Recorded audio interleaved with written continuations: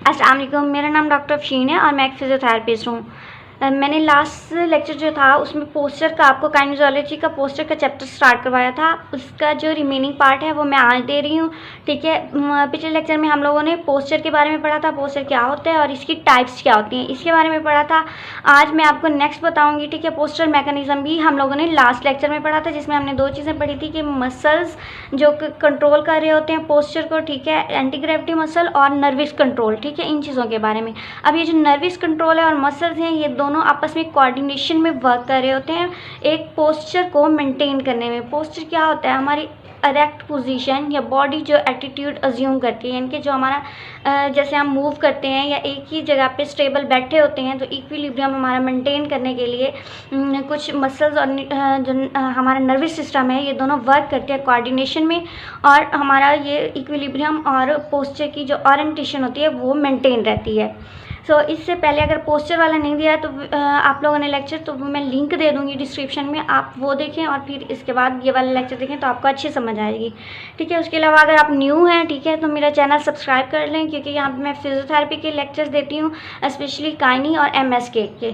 तो उसके लिए उसके अलावा इंफॉर्मेटिव वीडियोज़ और अवेयरनेस की वीडियोज़ भी मैं शेयर करती रहती हूँ। तो यहाँ से चलते हैं हम लोग पोस्चरल मैकेनिज़्म की तरफ के। पोस्चर रिफ्लेक्सेस क्या होते हैं? हमारी बॉडी में कुछ रिसेप्टर ऑर्गन्स होते हैं, जैसे कि आई है, एयर है, मसल्स है, जॉइंट्स है। यहाँ से स्टिमुलेशन जाती है हमारे ब्रेन में। ब्रेन के डिफरेंट पार्ट्स होते हैं, जैसे सेरिब्रल कॉर्टेक्स है, सेरिबेलम है, रेड न्यूक्लियस है और वेस्टिबुलर न्यूक्लियस है, ठीक है। इसके अलावा एक और होता है रेटिकुलर न्यूक्लियस। तो वहाँ पर भी ये सारे जो है ये पोस्चर को कंट्रोल कर रहे होते हैं, और यहाँ से यानी कि हमारे जो नर्वस सिस्टम है, ये ब्रेन के जो पार्ट्स हैं ये रिस्पॉन्स देते हैं इफेक्टर ऑर्गन में, ठीक है। एफिरेंट नर्व्स जो होती हैं वो लेकर आती हैं, और जो इफेक्टर ऑर्गन है ना, जो रिस्पॉन्स देते हैं, जो मोटर कंट्रोल जनरेट करते हैं, वो हमारे मसल्स हैं, ठीक है। बॉडी में जितने भी मसल्स होते हैं, ठीक है, वो टेंशन जनरेट करते हैं, जिसकी वजह से रिस्पॉन्स आता है और बॉडी एक इरेक्ट और इक्विलिब्रियम पोजीशन में मेंटेन रहती है, पोस्चर एक मेंटेन रहता है, ठीक है। इस पूरे प्रोसीजर को यानी कि एक रिफ्लेक्स आर्क बनती है कि रिसेप्टर से सेंसेशन गई ब्रेन के पार्ट को और ब्रेन रिस्पॉन्स दिया in the form of effector organ. तो ये सारा रिफ्लेक्स यानी कि पोस्चर रिफ्लेक्स कहलाता है, ठीक है। रिफ्लेक्स आर्क इसको कहते हैं। अब ये जो है ना, हम वन बाय वन इन सबको हम लोग पढ़ेंगे, ठीक है। रिसेप्टर ऑर्गन्स को पढ़ेंगे। रिसेप्टर ऑर्गन्स में सबसे पहले आई किस तरह से पोस्चर कंट्रोल करती है। तो यहाँ पे मैंने एक रफ्सा, इतना प्यारा नहीं है स्ट्रक्चर, रफ्सा बनाया है। तो यहाँ से ये हमारी आई है, ठीक है, पूरा ये कॉर्निया और ये रेटिना। रेटिना में एक पार्ट होता है मैक्यूला, ये आपने FSC में पढ़े होंगे ये पार्ट, ठीक है। मैक्यूला में हमारे पास फोटो रिसेप्टर होते हैं, ठीक है। यहाँ मैं लिख देती हूँ फोटो रिसेप्टर। ये फोटो रिसेप्टर यानी कि रॉड्स और कॉन्स जो होते हैं ये डिटेक्ट करते हैं लाइट को, यानी कि बाहर से जो इमेज होता है वो यहाँ पे बनता है और यहाँ से सिग्नल जाते हैं हमारे ब्रेन में, ठीक है। ब्रेन में सेरेब्रल कॉर्टेक्स का पार्ट होता है ऑक्सीपिटल लोब। ऑक्सीपिटल लोब में जाकर ये वहाँ तक सेंसेशन, जैसे यहाँ ऊपर मैंने ब्रेन के पार्ट बताए थे ना, ये सेरेब्रल कॉर्टेक्स के यहाँ सेंसेशन, अब आई से यहाँ गई, सेरेब्रल कॉर्टेक्स की तरफ सेंसेशन गई, ठीक है। सेरेब्रल कॉर्टेक्स से रिस्पॉन्स आएगा मसल्स में, ठीक है। अब यहाँ से एक पूरा हमारी आइज़ देखती हैं कि जहाँ पे भी हमारा पोस्चर डिस्टर्ब होने लगता है थोड़ा सा, तो आइज़ देखकर एक इमेज सा बना देती हैं और माइंड से एक रिस्पॉन्स आता है कि इसको फ़ौरन करेक्ट किया जाए। जैसे कि आप देखिए कि अगर तो आइज़ बंद करके आप चलने लगें तो आप नहीं चल सकेंगे सही, क्योंकि आइज़ भी एक प्रॉपर रोल प्ले कर रही होती हैं हमारे पोस्चर को मेंटेन करने में।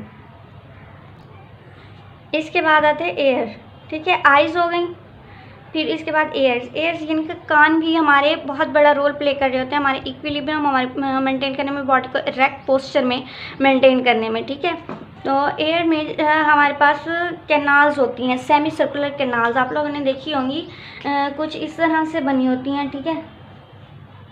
ये मैं इससे रफ सी बनाती हूँ, इस तरह से ये बनी होती हैं सेमी सर्कुलर, 3 कैनाल्स होती हैं, ठीक है। तो एक नर्व होती है वेस्टिबुलर नर्व, वेस्टिबुलोकॉक्लियर नर्व, ठीक है, वो डिटेक्ट करती है सेंसेशन, वहाँ से सेंसेशन आती है यहाँ पर सेमी सर्कुलर कैनाल्स में, ठीक है। सेमी सर्कुलर कैनाल से रिस्पॉन्स जाता है ब्रेन को, ठीक है। सेमी सर्कुलर कैनाल्स में यहाँ पे फ्लूइड होता है, ठीक है। जब भी हमारी बॉडी यानी कि रेस्ट पोजीशन में नहीं होती, हमारा हेड मूव करता है या रोटेट करता है, तो एक डिस्टर्बेंस क्रिएट होती है इस फ्लूइड में, ठीक है। सेंसेशन जाती है, इस ये फ्लूइड डिस्टर्ब होता है तो ये ब्रेन को सिग्नल देता है कि बॉडी का पोस्चर इरेक्ट किया जाए। ये था एयर का मैकेनिज्म, ठीक है। उसके बाद मसल्स और जॉइंट्स आते हैं, ठीक है, ये 2 पॉइंट्स। अब मसल्स और जॉइंट्स जो हैं, यहाँ पे मैंने एक मसल की बनाई है, गंदी सी डायग्राम बनी है।